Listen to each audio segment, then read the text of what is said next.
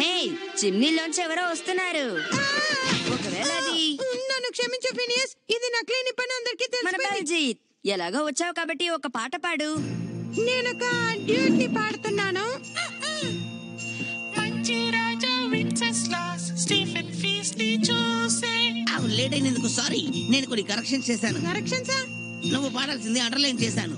ఇక పాడు. Santa Claus elves gift కి గిఫ్ట్ చేశారు.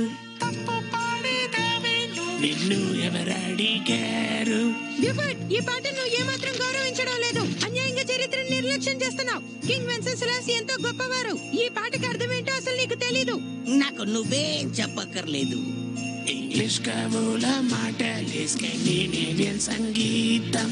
పొడవైతడుగులే మహానికి గడ్డమే. చిన్న రాజు అయినను ధర్మమును కాపాడే ఈ చిన్న రాజు మరణించాకే రాజు అన్నారు. ఓకే, నేను ఒప్పుకుంటున్నాను. నీకు చాలా ఇన్ఫర్మేషన్ తెలిసింది.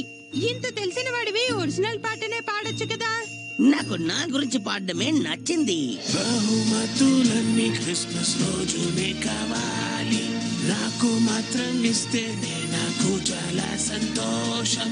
పాట మార్చేందుకు ఇది కాదా కారణము? నా పాట నచ్చకుంటే క్రిస్మస్ వెండి నిశ్చయము.